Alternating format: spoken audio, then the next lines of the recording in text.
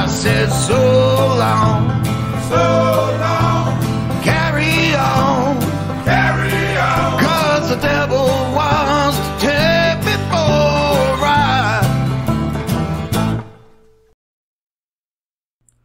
Ladies and gentlemen, welcome back to another episode of Get Your Act Together with Mike Bain. Thanks for listening. Thanks for being here. If I'm just gonna nip this in the bud. If there's is that bud or butt? I'm pretty sure it's butt. I don't know why you would nip a bud. I feel like you would bite an ass though, and eat it. Forgive any background sound. There is. I'm on the road, and it is hot. I mean, it's fucking hot. I think it's like 100 degrees outside, and the walls are paper thin. You know, architecture ain't that great in Latin America. It doesn't have to be. You don't have to insulate. And so you're going to hear a lot of kids yelling, dogs barking. There was a cow earlier, even though there's no fucking cows in the city, so I don't know what's going on. Anyway, thanks for being here. I'm happy to have you back. What the fuck is going on with you guys, huh? What's going on? What's going on in the world? It's a great time to be a Chinese spy balloon. It's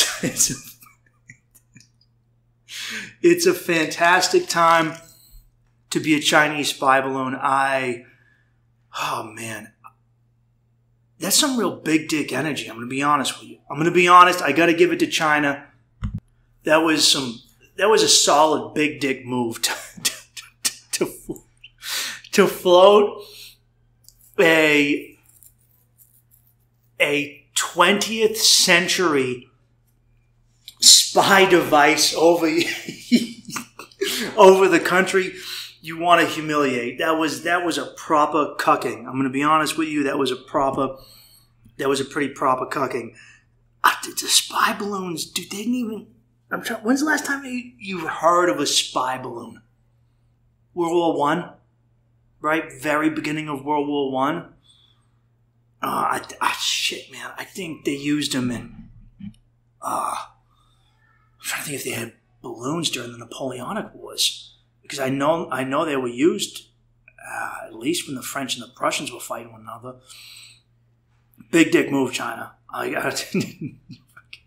What I find funny is that the U.S. didn't shoot it down until it got off the coast, right? So we heard about this spy balloon. It's over Montana, and they just let it float, right? And then once it's off the Atlantic seaboard, they shoot it down. But you could have shot it down at any point. And here was the excuse that the government gave, which was, we don't want it to fall and hit anything. Yeah, but there's a lot of fucking open space. You got to understand, with those big states, you could shoot a balloon down over Montana and not worry about it falling on anyone. And if it does, just make China pay, man. Just go. Good. I gotta give it to China. It's such a fucking cunt move, because they already have all the information they need. They regularly spy on us with TikTok. So they don't need to use the balloon. They don't. The balloon is just it's just an extra money shot of domination. Anyway, what else is going on? It's a good time to be a cop if you're getting gangbanged, not if you're beating someone to death. Oh, man. Dude, for those of you who are not aware, a lady cop down in Tennessee, I want to say it's down in Tennessee, was, how shall we say this, giving her all to the force. She was really giving it to the force, baby. She was all in on the thin blue line. You know what's funny is when you look at her, you don't necessarily think like this chick's a slam pig, but there's a couple photos, and if you look at her if you get a good look and you see her, what's what I'm looking for? Her tattoos, you start to go, all right, I can kind of see it. I can kind of see it. Before, it's definitely not as noticeable, but you go, oh, there's a little slutty girl in there just waiting to come out, just begging to come play with everyone else on the force. All right, so here's the deal. Here's what transpired. So this girl, she's marrying a guy. His name's another cop. His name's like Ezekiel. Super fucking Christian name. Very Christian sounding guy. And so this is something that I have encountered because I once was fooling around with a girl who was ex-military. And here's the thing.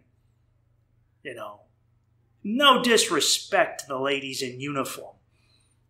But you're about to get disrespected. But I was warned by dudes in the Army and the Marine Corps that if a girl is in the Army and the Marine Corps, kind of just in the armed forces in general, and if she isn't a lesbian, like a really like butch dyke, she is getting chewed up by everyone in the barracks. Like she is just double teamed, gangbang, piping the fucking team. And then I got with this ex-Army girl, and that was it's actually been true of every military girl I've ever been with. And she was telling me about how she worked in a police station. She was, what do you call those ladies and bitches? What do you call, she was a dispatcher, right? And she ended up being, they had to move her because she fucked every single cop there. And of course, when I met her, she was a born-again Christian, a real holier-than-thou, telling me that my Catholic masses weren't real masses. Well, bitch, your Savior ain't real saving, ain't real saving. Did he save you from that gangbang? It's very convenient that you found Jesus after you fucked every dude in your department. It's very convenient that you found Jesus after you got nut from every dude in the barracks. I'm not saying don't turn your life around. I really think you should. What I am saying is just don't be a holier-than-thou prick. Don't be one of those cunts who immediately starts turning their nose at other people as if you weren't getting piped up. Anyway, very similar story to what happened with this girl. So this guy didn't know, but this chick was getting hog-tied by the entire force. Three other cops at least got fired. She got fired. 2 or 3 more got suspended. So here's the deal. The reason those guys got fired and she got fired is because she was fucking them at work. She was giving out double blowies in the gym. Bro, in the gym, on her knees, double blah, blah, blah, fucking skiing. This chick was fucking just skiing down the hill, except, well, the 3 guys who got fired were some big brothers, some big black dudes. So it wasn't a snowy ski hill. It was a pretty dark slope she was skiing down. Anyway, so she is just in the gym. They're probably sweaty. I'm not going to lie. I do want to fuck women more when I'm sweaty. There's something about my girl won't fuck me when I come home. I've been out hiking hills in Medellin, and she won't fuck me when I come home all sweaty. So kudos to these two. Look, here's the thing. I like to think I'm a man of morals. But if I walk into a gym, right, I'm sitting in there, I'm lifting weights, my testosterone is pumping, and this little doughy cupcake comes in, this doughy peach-faced cupcake comes in, plops down on her knees, and just opens up and says, "Give me what for?" Oh man, that's a tough one, huh? That's a tough one. That's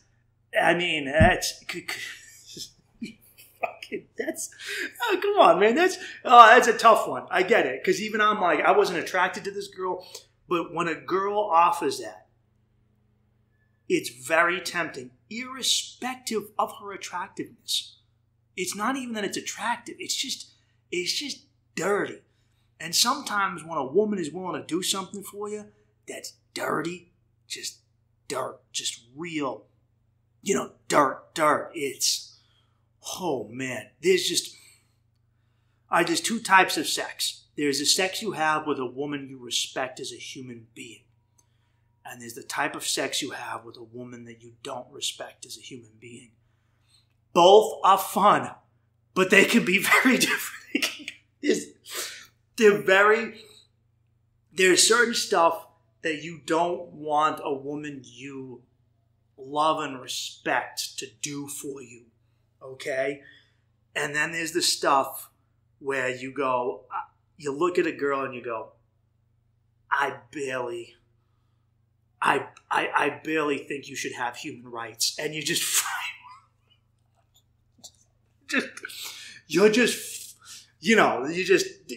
one of those bitches, you'll fart in her face. That's the sort of girl when you're getting a blowy and you're storing, you're holding a fart.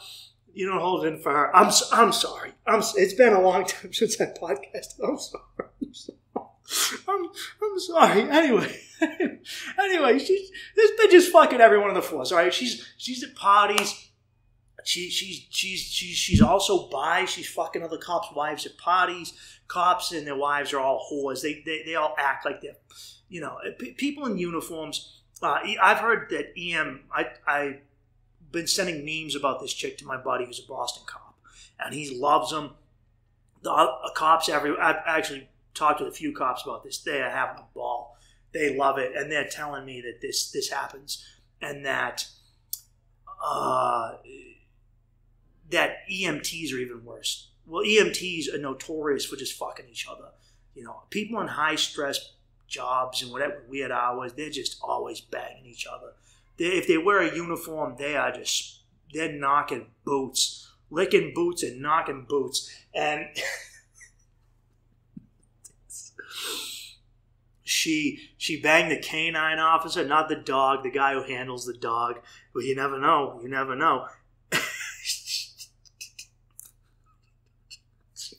So the other three guys, so at first people were like saying, hey, this is racism because it was mostly black cops that got fired. It seems like the white and Mexican cops just got suspended. But that's because the white and Mexican cops didn't fuck her at work. That's what happened. They were fucking her. Anyway, they were at like a party and she starts getting drunk and starts getting frisky. And the husband goes, "Oh, well, honey, what are you doing? Why are you eating Officer O'Malley's wife's box? That's where babies come out of. You're not supposed to put your mouth on that. Just think of the tastes and the smells. Would Jesus eat a vagina? You think Joseph eats vagina? You think God ate Mary's vagina?" Anyway, I can picture this. I read this article, and I think we can all picture this because we met that type of dude who can't handle his woman for whatever reason. He's like a goody two-shoes dude, but he's dating a chick who, at her core, is a hoe, which is fine. But when you get a hoe and she's just a hoe, you're just going to be okay with her being a hoe. Now, you can incorporate her wholeness into your relationship. Maybe you guys are swingers, or maybe you just get her to be a real hoe for you. Maybe you can restrict her to just eating box and not sucking dick, so you guys just have threesomes. She fools around with other girls. But what you can't do is be some Christian, some goofy guy who is by the book and trying to restrict a girl's hoe. You can't restrict a woman's hoe who was born to be a hoe. That's just who she is. Just like you can't take some girl who's just meant to be a square and make her a hoe. That's not fair. That's not. But what happens in those dynamics is you have a guy who, this really reminds me of the Hunchback of Notre Dame, where the priest was obsessed with Esmeralda, the gypsy girl, and he gets mad at her because he's having sexual fantasies and he's self-flagellating, he's beating himself bloody just for thinking about her, and he hates her because she makes him, but he still wants her. That's this type of guy, right? He wants her. Wholeness is in reality kind of what attracts him to her, but at the same time, he's disgusted by it, and what he thinks, he wants to win out. This is like the guy who wants to save the prostitute and bring her home, and she's forever thankful. That type of guy, because those guys exist. So he's like, honey, what are you doing? And she's getting drunk, and she can contain it to a certain degree, but once she gets that liquor in her, it's balls to the walls and in her fucking puss. It's just she's doing that thing where she's letting a guy just put his nuts in her pussy.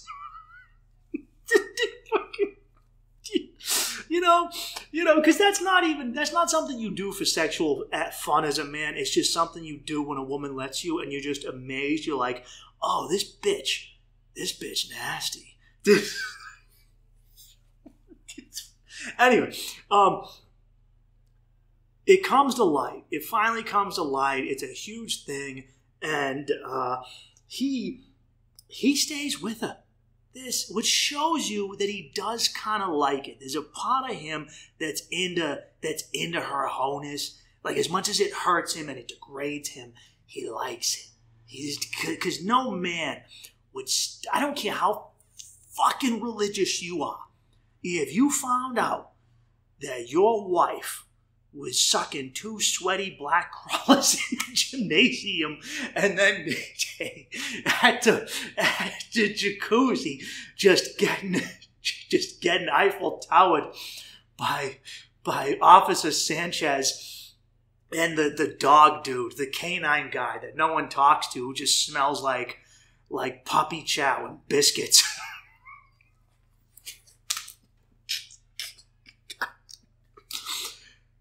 You would divorce her, and you would move to Alaska or a third world country, and you would start anew. But this guy, under the guise of being a good Christian man, is toughing it out. Now, here's what's funny. This chick, fired, strip club is offering her $10,000 right off the bat, cash, if she starts stripping there. In her local state. If she had any brains, and her husband did as well, OnlyFans. Right away. OnlyFans is what you do. Here's the thing. If I was this guy, and this happened to me, I would tell her to do an OnlyFans. I would put the money in a joint account. I would get as much of it as I can. And then I'd piece the fuck out. Dude, the amount of money. There's something. Guys are weird. Guys are weird, and guys will, if a woman. So here's the thing. If you guys have listened to this show, a long time ago I interviewed Jamie, right? Jamie made $100,000 on OnlyFans. I put that clip up on my social media. Every single one of my guy friends listened to that episode because of that. When a guy hears, because this is usually a woman's thing, so I've never really dissected this, so I'm kind of doing it right now. But guys will be attracted to a woman if other guys are attracted to it. And you expect that from women, but guys will do it too. Where, like, when one of your friends starts wearing something and all your goofy friends go, oh, now we just wear this. That's what our friend group does. We wear whatever shitty fucking clothing we've just decided we're going to wear. Guys will do that with pussy. They will. And it's something about just... Because... Do you ever... So, here's a perfect example. The Office, Pam Beesly. I don't find Pam attractive. I'm not saying she's attractive or unattractive. She just is. She's there. She's a woman. But for whatever reason, because she's on screen, I know so many guys that go, oh, dude, Pam, I wish she'd sit on my face and fart in my mouth, and she's so fucking hot, and blah, blah, because, I hang out with losers. And I'm just saying there's a lot of money to be had here. Anyway, that's what I'm saying. I've been on this for way too long. I just wanted to have some fun with you guys before I get into some deeper stuff. I know I'm just back. There's no need for me to be getting into deeper stuff right now. But you know what? We're changing things up. Let me answer a question right now in the middle of the podcast before I get to that other thing, because that's a deeper thing I want to deal with. A question. Hey, Mike, my girlfriend is gaining weight. How can I motivate her to do something about it? At times, I am partly to blame. We have recently been ordering a lot of food and takeout and fast food. And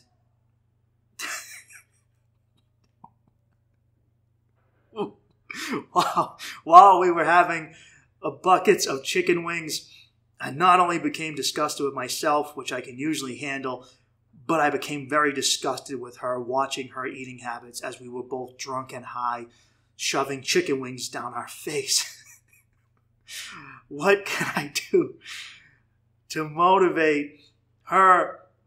I work out and stay healthy quite a bit, but I don't want our relationship to become this. Any advice? Oh,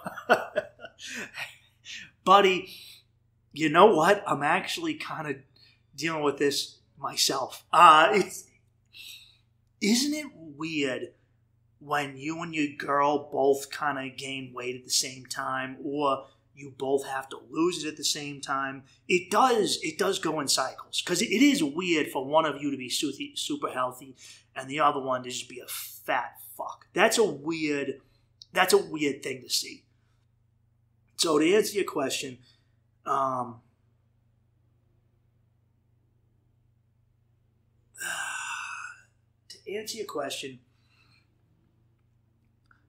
don't be rude. Don't be rude and don't be mean, first of all. I know it might be tough because you guys are fighting, and because I've been there. I've been through this with girls. I had an ex who she was taking medication. She started getting chunk, and she wasn't even fat. She was actually in a thick phase, but she was someone who was super skinny in high school. She was suburban, so, what's that called? Anorexic, bulimic, I don't know. Suburban chicks, just they're weird like that.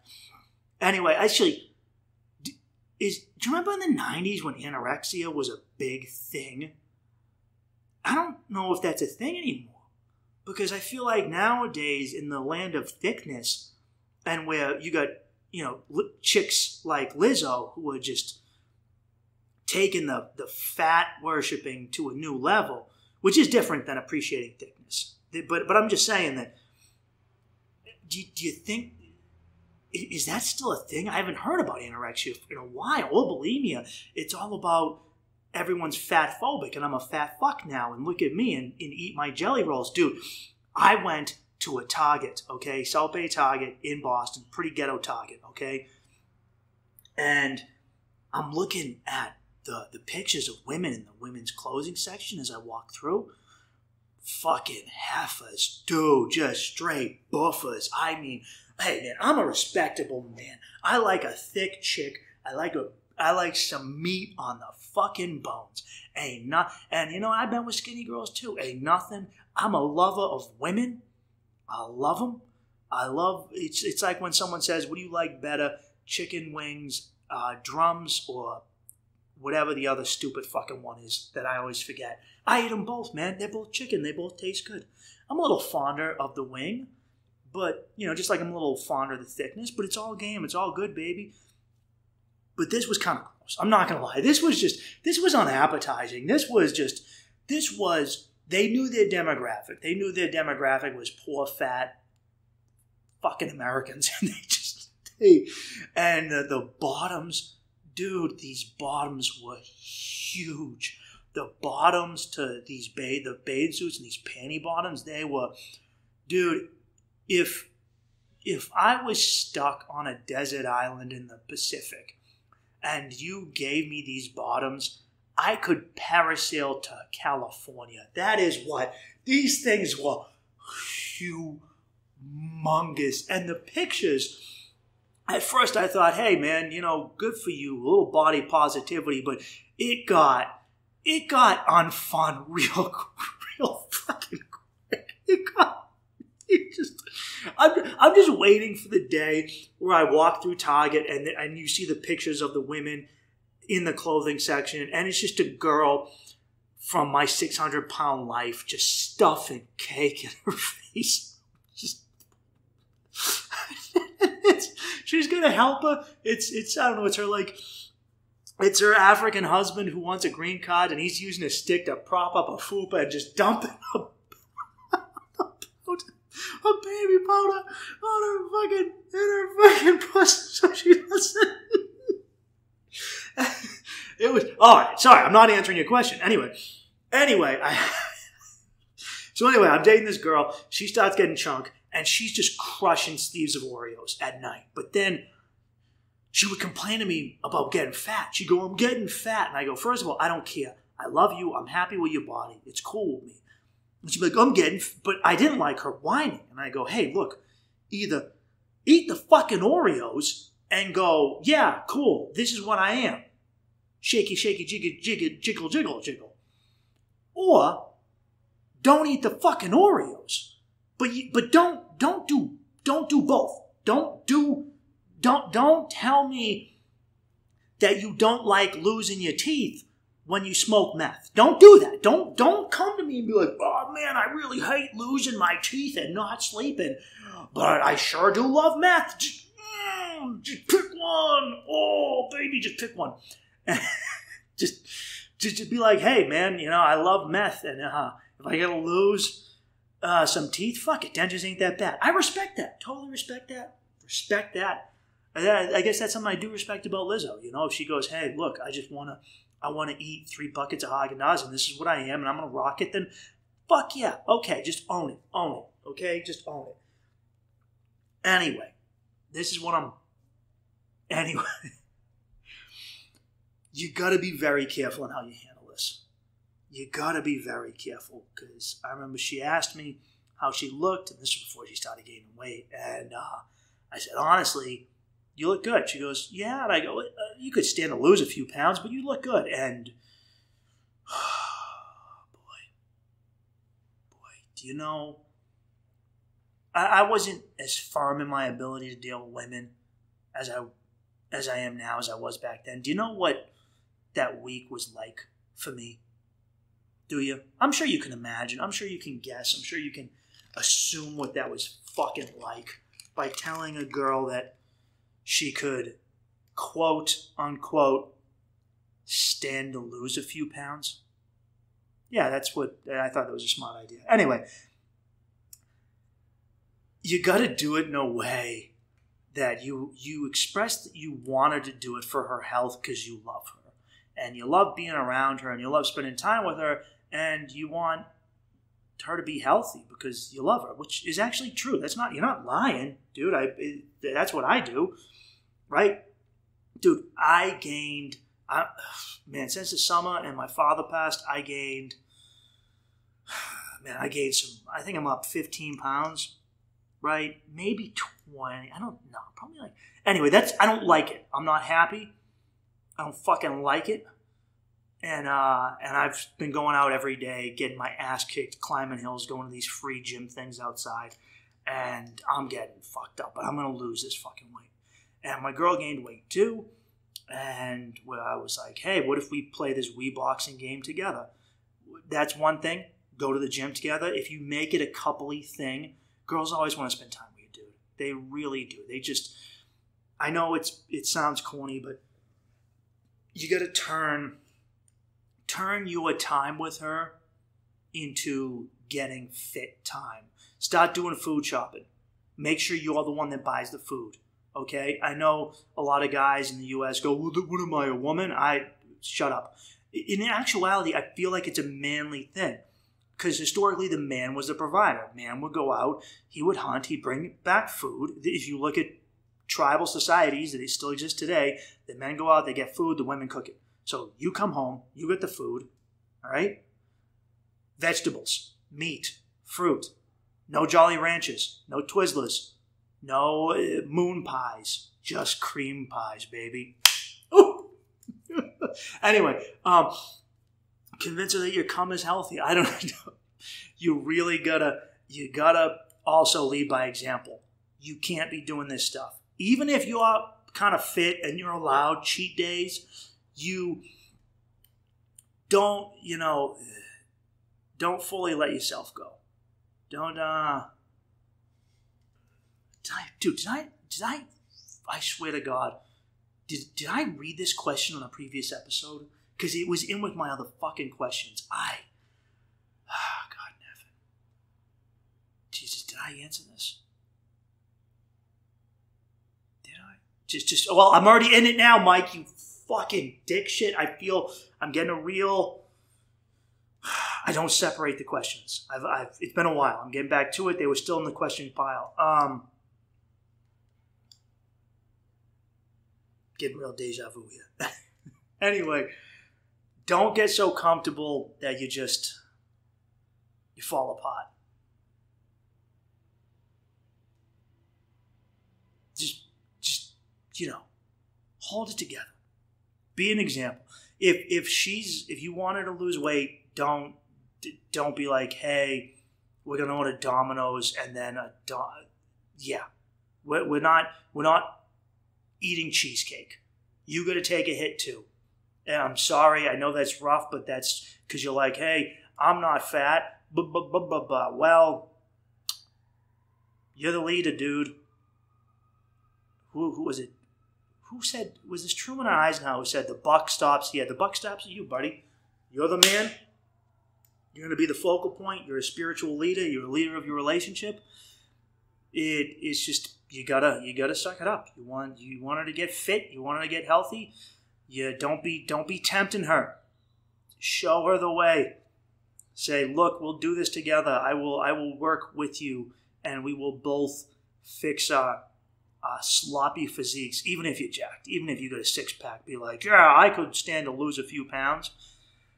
Always, I'm a firm believer. This isn't just relationships. This is for everything in life. That the best way to convince others is to lead by example, not by droning on and not by, dude, do you know how I think you get someone to incorporate religion or spirituality or God into their life? You show them that it makes you a better person and that you're happy because of it. You don't knock on their fucking door and tell them that they're a sinner and this and that. Because nobody wants that. But if someone sees someone that they love and respect and something's working for them and they go, hey, this dude, my buddy, he's getting jacked and his life is getting together and he's getting better women. He seems like his career's working out. And you go, hey, buddy, what's going on over here? And he's like, hey, well, I just, I started praying and I started going to church and I got red pilled and now I work out and I don't bang whore cops anymore. I don't get my dick sucked with another dude in the gymnasium and from a married woman. I don't do that stuff anymore. And I go, hey, but that still sounds kind of fun to me, but you look like you're doing much better. And he's like, well, yeah, I'm doing a lot better because as fun as it sounds, getting your lollipop licked by some little cherub in a Nashville cop gym, it's even funner when you respect yourself. And you go, you know what? I'm going to try this out. I think that's how you do it. So that's just my advice to you is don't hammer her. Be reminding, but always do it in an encouraging way. And if things get really horrible and she just falls apart and you're staying healthy and you don't think she has it in her, just fucking leave. I'm honestly being honest about that. I think if your relationship ever gets to a point where, what are you going to do? What if your husband became an alcoholic and you just got to a point where you went, I can't do it anymore? Fucking, you gotta threaten stuff. You might have to go. It's always, there's always that button. It's always there. I'm not suggesting it early on, just saying it's a last resort. It's there. It's there. Oh, dude, so how do I incorporate this in here? Okay. I still got time left in the podcast. Okay, someone asked me, I didn't talk about my trip in its entirety. Okay, here goes. I kind of glossed over this. So I went to Ecuador in November. I tried doing it early in the summer, and then my dad died, and so I did it then. And so he incorporated it into this, lead by example. So I'm with my girl, and we're hiking, and it's 3 days of full hiking, and no one's leading us. It's just me guiding her using some digital GPS maps on my phone over crazy trails through the Ecuadorian Andes. And at various points there, you would come to an intersection, a trail intersection. There'd be a road and there'd be other trails. And dude, there would be signs saying next town, Sigchos, this way, and they would point in every fucking direction. It was just, dude, I had 2 different maps. One of them, it was sometimes good. The other one was sometimes good. When we started out, I had a different map than what everyone else was using. Also, I was confused. I was conferring both of them, okay? And these Germans go, "Oh, sorry, you're going the wrong way." And I listened to them. I didn't just go, "Fuck you," because my girl was like, "Oh, maybe," just thinking the blonde Germans, big blonde European white dudes, they know what's the best. Took me on a roundabout way. My way was so much quicker. My way was so much better. I found out at the end. Anyway, early on, meet this blonde chick. She's hiking alone. Dutch girl, name's Femke. Never forget that. Right away, I think, you dumb fucking bitch. I know, whatever, Mike. You're being mean towards women. I don't care. This is this stupid thing that European women do, where they travel around the world as if everywhere is their little town or they're super safe. They don't understand how lucky they are to come from a place where it's safe. And that's good. I'm happy for them. But they put themselves in these psychotic positions where they go hiking in the mountains of Morocco.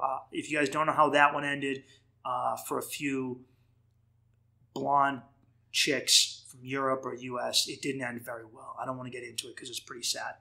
But there's a girl, is just alone, 22, hiking this trail through through farmlands and just little villages and towns and countryside. And as soon as we start, we meet her at the front of the trail. This old dude immediately starts hitting on her in a real creepy way. I walk by him. I give him a look. Hola, ¿qué pasa? ¿Qué tal, mi amigo? What's up? How you doing? ¿Cómo estás? And he just doesn't talk to me. I was like, oh, this dude's shitty. So I walk up to her and I go, hey, do you wanna travel with us? And she goes, yeah, actually I would. This fucking bitch. So I was warned that, I read a bunch of stuff that some people would try and scam me on the trail, to beware of dogs. Some dogs will attack you on the trail. I'm reading a lot of stuff that just beware of certain stuff on the trail. Certain places have landslides. Be careful. Okay, be careful. And one of the things I read was that you will take wrong turns. Sometimes you will be walking on a trail and the turn you were supposed to take was literally in a bush. Unless you were constantly looking at your map, you wouldn't have known it was there. Happens to me several times. Happens to everyone. Everyone who took this trail this happened to. I'm telling you, everyone gets lost. I take it.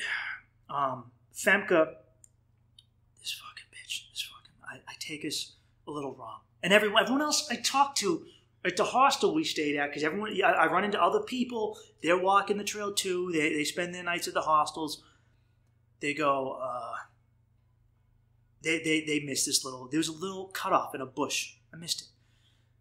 And then that other trip, Femke says something under her breath. Like, I guess we go the wrong way. There is something about Germanic races, the Protestant German peoples, the Germans, the Dutch, the Danes, the Icelandics, the Norwegians, the Swedes. They're all Germans, okay? They're going to get mad if they hear that, but they're all German people. Their languages are all Germanic languages. English is as well, with a lot of French influence. The English are definitely a little different from the other Germanic races, but all Protestants weirdly have this sense of individualism while also brutally conformist, don't know how to show emotion, can't dance, look like aliens in their fucking skin. Some of them are good, some of them are annoying, and she is fucking... We take that next thing when the Germans tell me I'm wrong, when I'm not wrong, and I listen to them. And Femke says, though if I know I was going to get lost. She goes, I hiked with others because I thought I would save time and not get lost. And dude, I remember thinking, I go, if my girl wasn't here, I would literally tell you, have fun walking alone. Good luck, bitch. That's what I would have. Looking back on it, I should have told her, if you don't like this, you can. But there's this thing with those people where they have to correct you. There's something about their culture which is perfectionist. I remember being in one of the hostels and I spilt a little tea when I was pouring tea, and the Germans at the table and the Belgians who spoke Dutch, because Belgium has Dutch in the north, the Flemish, and in the south they have the Walloons who speak French. Now, whatever, Belgium's a fake country. I'm not getting into that now. It's a buffer state created by Britain to keep the Germans from beating the shit out of the French, which it did in the First World War. Served its purpose. That's why Brussels is the capital of the EU. They don't have any real nationalism because they're not a real country without a real culture. Sorry, Belgium. Fuck you. You're a fake country, and everyone fucking knows it. And I'm sick and tired of pretending you're not real. You should have been split up a long time ago. The eastern third of the country was taken from Liechtenstein. Give it back. And the rest goes to the Dutch, and the rest goes to the French. Fake fucking country. Anyway, I'm done. I've said my spiel. These Belgians were pretty nice, by the way. But everyone at the table who was German or Dutch, Belgian, corrected me. When you make a mistake in front of these people, they have to tell you, and they're not conscious or cognizant about it. They don't know any better. And it explains why they're so afraid to make mistakes as a culture, while they're consistently on edge at all times. Why they have that feel, because at some point as a kid, they had a performance where they were playing a flute and they got one note wrong. On the ride home, their dad went, I could have been proud of you if you had just done that perfectly. And that is West Germanic Protestant culture. I know you were 99% of the way right and you tried your best, but you weren't perfect. And that sums up why they are the way they are. Anyway, I'm sorry. That has bothered me for months now. That fucking Femke bitch. Oh, man. And then the next day I made sure that I told my girl, I go, told Mary, I go, we're not hiking with anyone, with any of them. Because there was a whiny German girl whiny English woman who wanted to hike with us. And I said, no, I'm not doing this thing where other people second guess. I'm in charge of this expedition. I'm going to get us there. So as I'm walking, it's hot. We are on the equator. It is Ecuador. It's equatorial, called Ecuador because it's on the equator. I'm getting roasted. We get to this point, and this is on the third day, so we have to get to the volcano. Okay, the volcano was a mountain, a massive volcano that erupted, and this thing could have been 5 mountains. It really was. It blew itself to bits, and now there's a massive crater lake. I'll put the pictures up at some point. You are on the edge of this thing looking in, and you're looking down into this fucking gorge, and just, I don't know, man. It was alien. It was Martian. It was otherworldly. It was so magnificent and huge. But anyway, I'm on the way there, and I take a different trail because another trail is already fucked up. And there was another trail that was even longer that's on the road. And I didn't want to walk on the road. And one of these trails I heard there were people trying to scam you. So I take this trail from a long way off. So I made a mistake. I went down a different trail. We have to come back. We lost a decent amount of time. We keep walking. We're on the side of a mountain, like billy goats on the side of a mountain on a dirt trail. And I look off in the distance and I notice there's a landslide. And I go, I really fucking hope that's not my trail, but I kind of know it is. And we keep getting closer. And as we're getting closer, I'm hearing my neck is standing up because I don't know if Mary can see it. She's behind me, but I'm worried about her freaking out. I'm actually terrified we're going to get there. She's going to say I can't do it because we can't turn around. We would have to walk miles back and take a different route, and it would not be good for the rest of the day. There's a thunderstorm off in the distance. It would be dark. We cannot be climbing in the dark. This is not New Hampshire hiking. This is dangerous fucking hiking. We get closer and I realize there's 2 fucking landslides. The trail has been fucking obliterated. The side of the mountain has been obliterated. But these locals and their cows and their goats are insane. They walk up and down shit that would terrify you. Someone has kind of matted down a basic kind of somewhat level but slanted place where they've walked. And I'm staring, and we get there, and I look at my girl, and dude, this made me, I can't express to you how happy this made me. Of her, of me. I turn to her as we get there, and I go, look. I look her dead in the eyes and go, the trail is fucked up. There's been a landslide. I'm going to cross it. I am going to, when I'm most of the way across, I'm going to reach back. You are going to give me your hand. I'm going to pull you across. We are going to hug the side of this mountain. Okay? And you are not, under any fucking circumstances, going to look down. Do you trust me to get you across safely? She said, yes. And I said, will you do what I tell you to do? And she said, yes. And I said, okay, we're going to do this. And this was one of the scariest moments in my entire life. When I say that it was just dirt, just dirt down a mountain. If I slipped and slid, I was going down the mountain. All the way down. Not like, oh, there's a tree to hit. Oh, there's a ledge. Just all the fucking way down. All the way down. And some cliffhanger fucking shit. And I step out onto the gravel dirt. And it holds. And I get a few steps out. And I'm like leaned up against, there's just a little bit of a ridge where my feet can catch in the dirt. And this is dirt. This is not rock. This is fucking dirt. And I reach back and I grab her hand and I yank her across. And we come to the next one. And the next one's even worse. The next one is somehow fucking worse. And I pull her across. And I pull her across and she just fucking trusted me. And just to have that, to realize this is the benefits you get when someone believes in you for being you and they trust you. And for the work I had to do to get her to that point, dude, when we came down, man, I turned to her and I go, hey, look, I know I tried not to show it. I did my best. I really held it, because you don't show you're afraid. You hold it together. I was fucking terrified.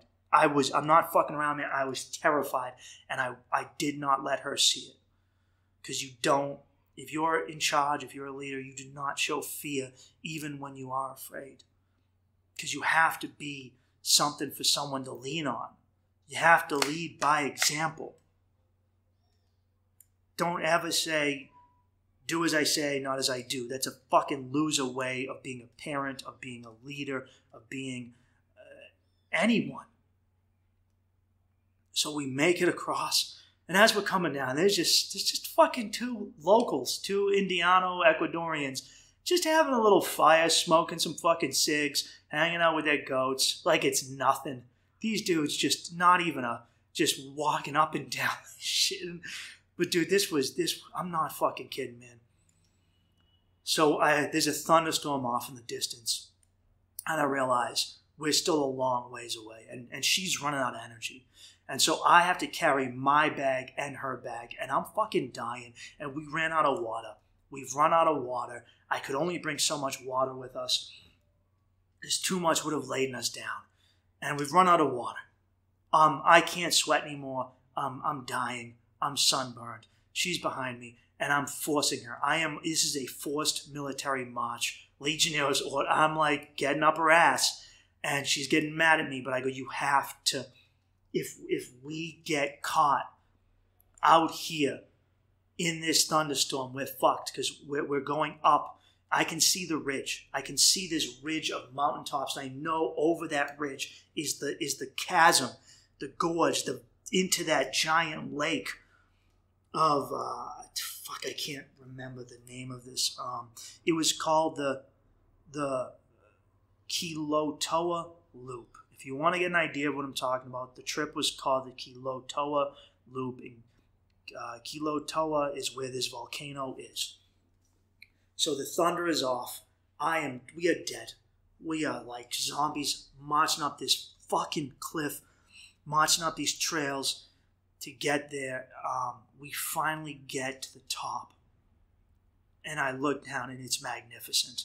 And I look to where I have to go, and Jesus, Mary, Mother of God, cliffhanger fucking rocks. There's 3 trails. Thankfully, dude, I did so much research. I know that everyone else is going to take the left trail, because the middle trail is going to be a living nightmare, because you are just climbing up a fucking peak. And if you fall off this fucking peak, dude, I need you guys to understand.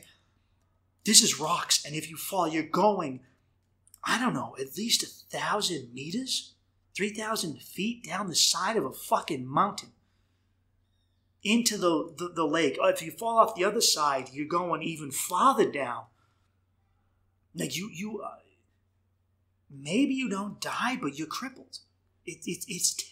I realize this is like, oh my God, I'm fucking put my girl and I in a life or death situation, and we're up there, and within 30 seconds, I can hear the thunder again. And this thunder and lightning is off, and then bam, we're in a cloud.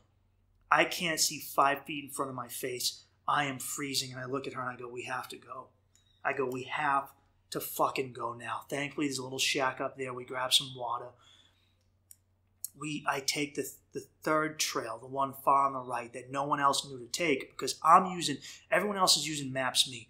I'm using Maps.me and All Trails. None of these guys knew to use All Trails because they're not fucking pro like I am, bitch. Anyway, I have a way. They're like, oh, don't you have to pay for that? Nah, bitch, because I know how to do it where I can still use the GPS without having to pay for it. I got a little hack going. We take through this area. We go through these pine trees. We come out. There's sand. We're on the other side of the mountain. There's flowers. It's a different ecosystem. We come up. My knees are spasming at this point. We get up on the ledge, and I see down, and bam, the clouds are coming back. Dude, it's out of a movie.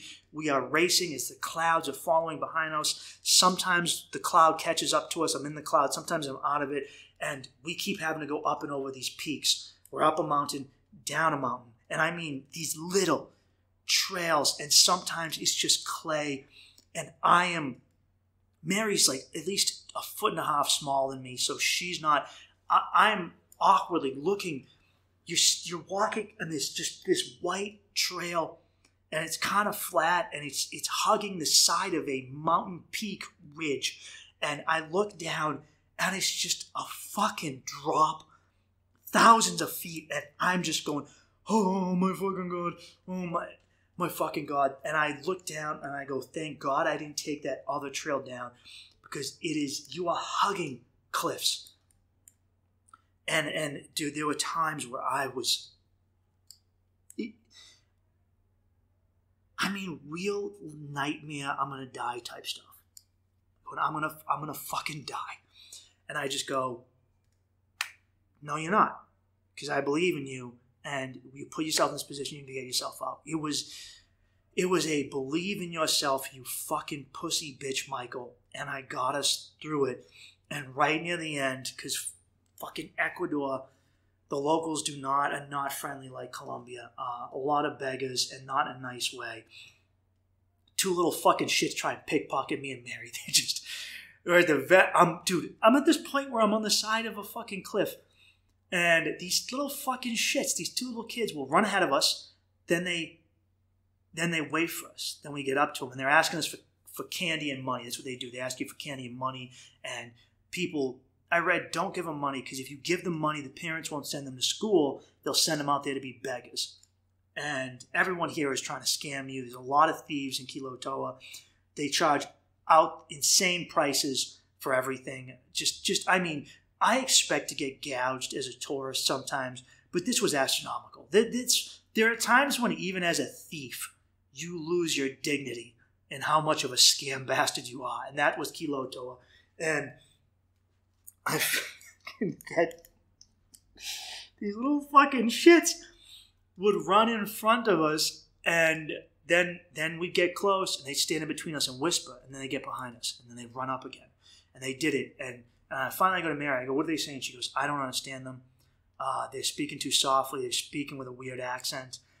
And I'm trying, same thing with Femke. I didn't want to be mean in front of Mary, but I realized in second sight I should have been. Because I wouldn't want my girl to see me being a mean dude. And, but sometimes you have to. All right, sometimes you have to do that in order to be protective, and in order to just show your firmness. And I was like, all right. Also, I was worried that the kids' parents were somewhere around there. Sometimes they hang out and try and fight you. Finally, the little shits left us alone when we got finally there. Because I'm not worried. I also wasn't worried about getting pickpocketed. All my stuff was safely away. If they touched me, I would have fucking broken one of their little fingers. Fuck you. I don't care. I don't abide by. My attitude toward thieves is, if you're gonna live by the game, if you go after someone, shit. If you bring a gun or a knife and you try and rob someone, they get to kill you in retaliation. If you try and jack someone, shit, they get to whack you off, give you a good fucking beating off there, huh? You get to give them a little fucking whack. And Mary's like, I was gonna rail into those kids. Anyway, we make it over. Done. Hostel scams me. Hostel throws in a and he knows he's looking to be soaked in sweat. He's adding other charges, and he knows, what am I going to do? He's basically got me by the balls. He's like, what are you going to do? What are you going to do? I know that I'm charging you more than the reservation was, and he's pulling that thing that they were doing in Ecuador where you give someone change, give someone 20, give someone money, and they go, oh, I don't have change. And I'm like, fuck you. I know you do. This is your job. And I go, don't worry, buddy. I actually have exact change. And he kind of looked at me sad because he couldn't. He's a fucking piece of shit. Wasn't going to give me my change the next day. Anyway.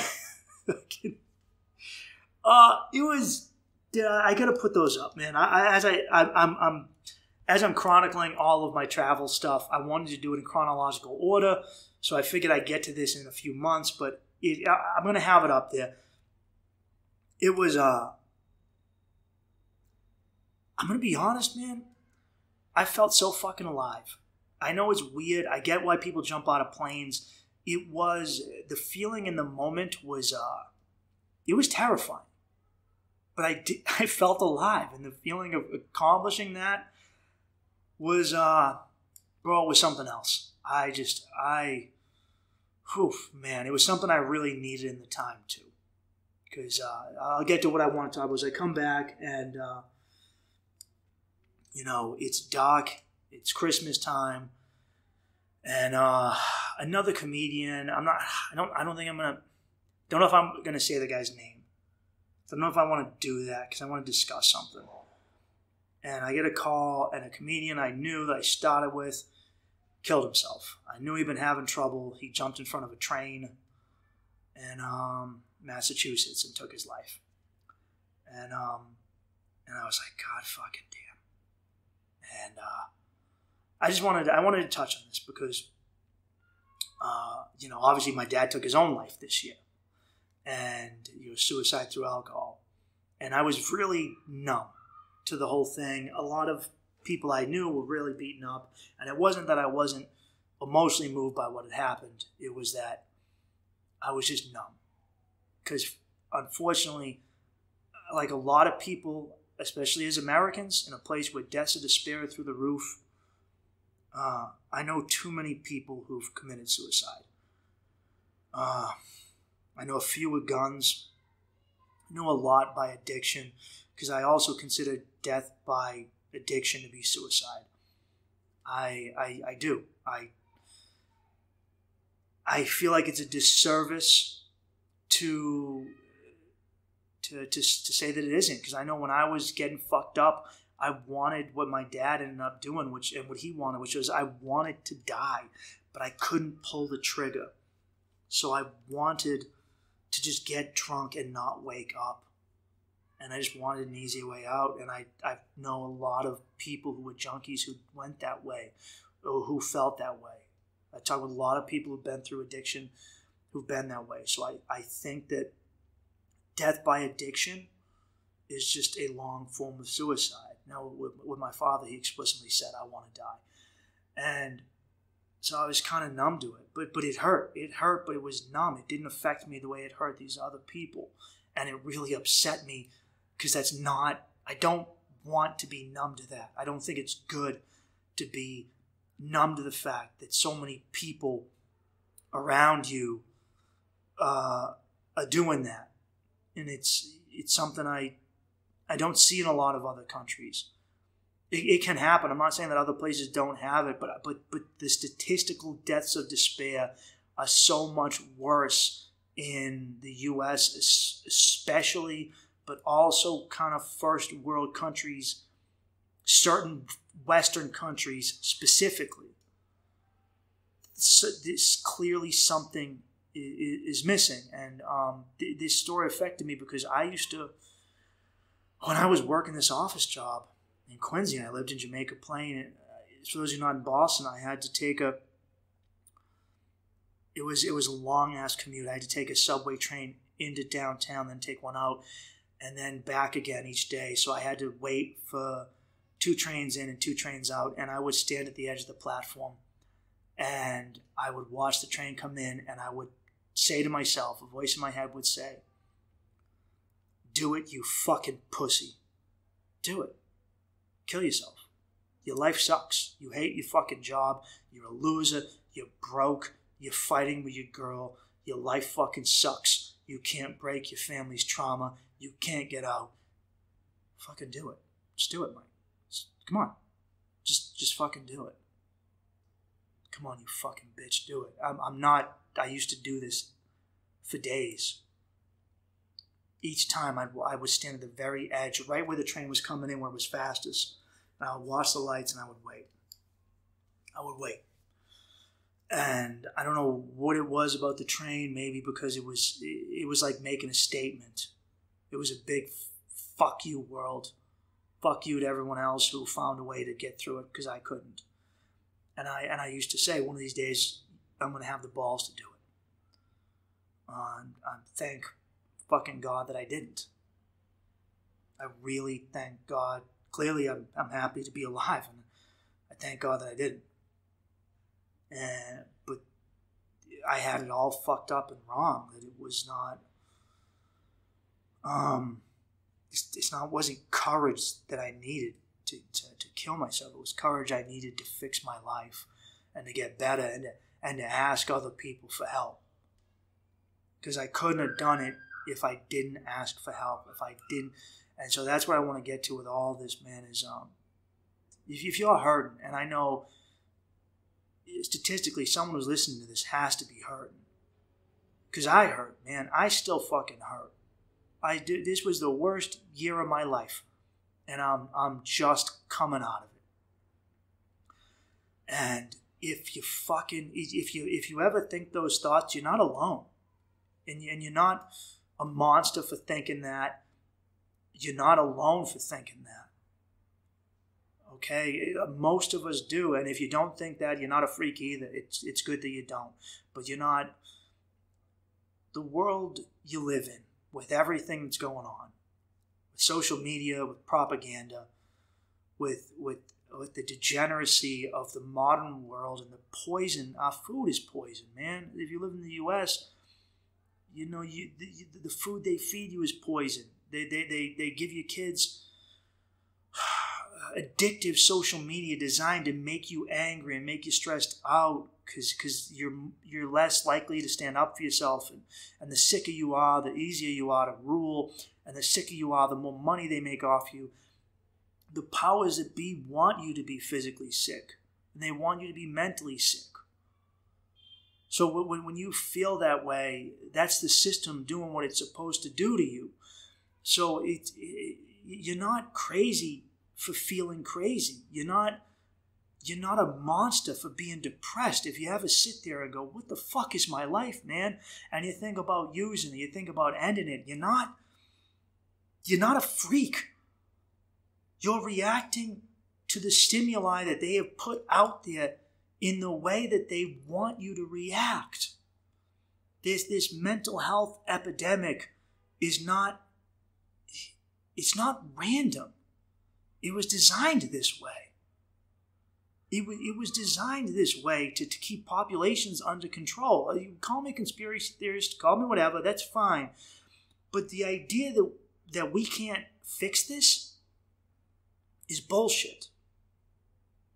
Because we actively, the things and the attitudes and the gross behavior that causes you to feel more alone and to be more likely to harm yourself is what's being pushed. Every now and then someone comes along and he says, hey, try these better, healthier ways to live. And what does he get called by the medical establishment? Oh, you're a phony. Hey, what is that guy telling you? Be all spiritual? Oh, what is his sky daddy gonna fix all that pain and suffering? Here's some pills. We made a hole in you. We made a hole in your emotional state, and we're gonna sell you these fucking pills. And I'm not saying if you're schizophrenic, don't take pills. Okay, but just being depressed, there's a lot of, you don't have to. If it really helps you, do it, man. Whatever gets you out. But, man, the story just hit close to home for me. So I want to say, because obviously I just went through this with my father. I've been through this. I've lost 2 of my bosses shot themselves with guns. 2 of my uncles, alcohol, another one of heroin. Several other of my coworkers, heroin, some of it on, cutting of wrists, just taking of pills. It's too common. And I prefer to live in a world where this happened less. So if I can help even one of you by saying this, then even if everyone else but that one person has turned the show off by now, I don't fucking care. It's okay to feel fucked up. And if you have these thoughts, reach out. Reach out. Just reach out for someone. Because don't let it get that bad. All right, you deserve to live, and you deserve a decent life. No matter how much you tell yourself that you don't, and no matter how much you believe that it can't turn around, it can.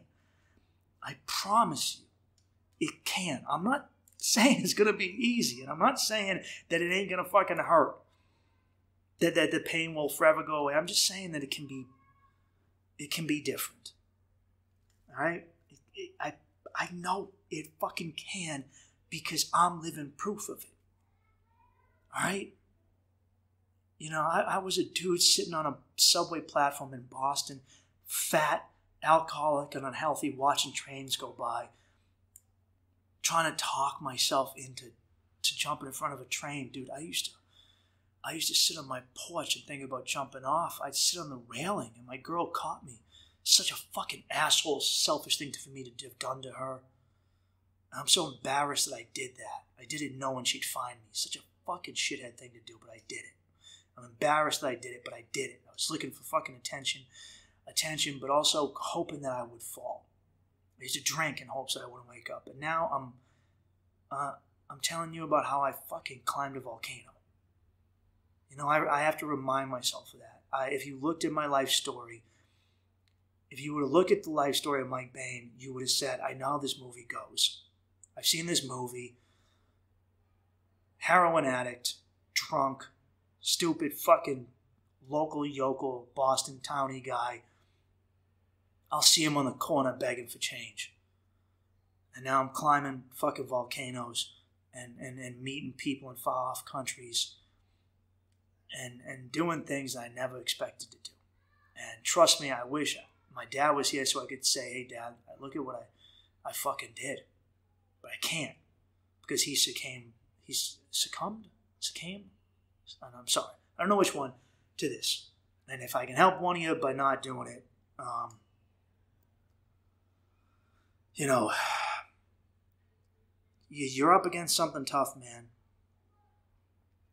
You're up against a system that makes you want to hate other people and hate yourself. Because I know when I use social media too much, I get hateful. I do. I get off and I'm angry. And I'm angry at the world and I'm angry at me. And I'm just fucking angry. And I gotta go, hey, Mike, you fucking dickhead. You did this by getting on that phone, dude. You could have just sat here and stared at the wall and been bored. But boredom is better than going on World Star Video and seeing something that makes you feel awful. Anyway, really, and it's not new. This is like when I keep sharing stuff that old philosophers said. That do you think, dude, Marcus Aurelius dealt with depression? Dude was like, hey, how do I get out of bed? There's a plague and it's killing most of my fucking empire. And there's barbarians to the north, and I might have to go fight the Persians again. And fuck my cunt. What am I gonna do? Meanwhile, I'm like, dude, I don't know how I'm gonna pay my rent. I don't want to get out of bed. What if my mom loses the house? And, you know, I just spent 2 months and, emptying my mom's house. Finally did it. Finally ended years of hoarding and fixed problems that I didn't create, but they're fixed. And I did it. And yeah, whatever. I'm not bragging. I'm just saying I did it, and I'm very proud that I did it. I fucking finally did it, which is why you haven't heard from me in a little bit. But I'm back. And it's done. It's done. And I get to focus on me. But I realized that what Christmas was. Christmas began as a pagan holiday, and the reason Christmas coincided almost within a few days of the winter solstice was that the winter solstice is the darkest day of the year, and our ancient tribal pagan ancestors knew that this was a time of depression. People got seasonally depressed up in Europe. Especially the Celts created these holidays where they would light fires. That's why we put out Christmas light. That is us, to this day, reinvigorating something that they did. It's dark out. It's dark. We're depressed. It's December. I haven't seen the fucking sun. So I'm gonna put out little lights. And 100 years ago it was candles. 100 years before that it was candles. Before that there were bonfires. People would light fires. Fires to stave off the darkness. December 25th is Sol Invictus. It's the unconquered sun. It is the Roman holiday of their sun god, Sol. Now, for those of you who don't know, when pagan societies became Christian, God took over the role of their sun gods. I actually read something really cool about this. H.G. Wells theorized that Jews, in fact, were Egyptians, because there's no record of Jews ever being slaves in Egypt. It's in the Bible, but no other records. Actually, records show that the people who built the pyramids weren't slaves. But anyway, at one point a pharaoh came along, said no more polytheism, we're only worshiping Ra, the sun god. And he said you can't worship any other gods. The priest classes hated him because in these ancient Mesopotamian, Sumerian, Egyptian cultures, the priest class was huge. And then when this pharaoh died, the priests tried to rub him from record. They would break tablets that had pictures of him on it. But he had followers who stuck around, who were monotheistic. This was the first monotheism. First people who had one god, the sun god. Wells believes that the theory of Jews out of Egypt were actually these people were Ra worshippers who left and went to Israel, and Ra became the God we know of the Bible and the Quran and the Torah.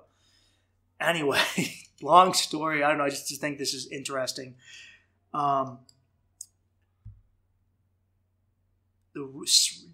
Whenever you had the word S-O-N, it was replaced with S-U-N. Excuse me, S-U-N is replaced with S-U-N. So Sunday, Sundag, was for the sun god, okay? Jesus took Sunday. That's our holy day. The Jews had Saturday, but we moved it to Sunday to coincide with the sun god. So Jesus got the sun god's birthday. That's why Jesus walked on water, because sun walks on water, son of God. The sun reflects off water. Anyway, we have a whole holiday dedicated, this long story, to present giving, to family, and to lights, because the ancients knew, these people knew, hey, I'm sad. I'm fucked up. I'm sad. I don't want to be sad. It's dark out. I'm fucking sad. And they would celebrate the fact that the sun was coming back. The longest day of the year is over. The sun's coming back. That's why you leave your Christmas lights up to that point and then take them down. Depression is real. It's been with us forever. You're not fucked up for feeling that way. Don't fucking kill yourself. Please don't turn to drugs and alcohol. I promise you that there are other ways, that there is redemption, and there are ways to go through life unfucked up and happy. And if you're looking for advice, reach out to me. I'll fucking help you in any way I can. But don't do it. If you're thinking it, don't do it. Don't fucking do it. I know that's a weird way to end the show after, but I know PSA whatever announcement. It happens too much. You don't be a casualty of a process created by elites who don't care that you fall and who benefit and profit from your pain and suffering. Because they don't have to deal with this. Money can't buy happiness. I know that it doesn't. But the purpose of money is to insulate you from the problems of the world. And, they're not affected by the pain and suffering that you might fear. So, just hang in there. Hang in there, dude. I've been there. You're not alone. And, trust me, I've been through it enough this year. If you got someone it's happening to, if you're losing someone due to suicide or addiction or whatever, it's not your fault. You're not a good enough friend. You're not a good enough son, a daughter, a husband, a wife, a mother, a father. It's not what it is. You're trying to help someone against their own demons, and you're trying to help someone against a society that's literally sick and crumbling around you. A society that's okay with that and doesn't care about it. That we have no problem fixing throwing money at foreign wars, but we don't spend money on health. We have no desire whatsoever to fix the degenerate stuff that we put out there that makes you want to feel this way. In fact, we encourage it. We encourage the people that highlight their mental illness and put them on display, while saying that the people who are trying to get help or are choosing a more traditional method are backwards. So hang in there. Best of luck to all you motherfuckers. Late Merry Christmas. Happy New Year. And expect more from me, because I'm back, baby, and I'm happy to be here.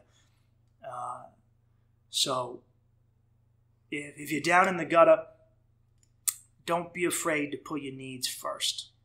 I'm not saying like don't feed your kids, you fucking prick, but if you need to do what you guys haven't heard from me in a couple months. I had to take time to handle my shit, and I couldn't do this and handle my shit at the same time. I couldn't make content and do good stand-up and good Instagram videos and YouTube and podcasting and handle my shit, because either I would get distracted from the shit I had to do and get myself better and handling and taking care of my family shit, or I was angry. I got angry and I would make angry content. I don't want to make angry content. I don't want to ever put shit out there that makes people want to be angrier. I want to put shit out there that makes you laugh and makes you want to be better. So take time. Dude, if there's nothing wrong with going away to a place, to an institution, to go out to a house in the woods, to a vacation, to wherever. Whatever, take time away from your job. Whatever it is, if you feasibly can, take time away and just come back. Because whatever progress you think you're going to lose, I promise, if you really lose it, you're going to wish you took time away. There's nothing you can't come back to. And there's no shame in saying, hey, I'm fucked up. I got to take a step back and get my shit right. Sometimes when you take a step back and you look at things, you finally see them in a way that's helpful to you. Anyway, I love you bastards. Yeah, winter's almost over, motherfucker. So go. As I always say, go feel some love. Go get your dick sucked. Go make a nice sandwich and give yourself a hug and say, not today. Not today, shitty thoughts. Today I'm a strong ass fucking prick. And I'm climbing this mountain. Anyway, thanks for listening, guys. Peace out.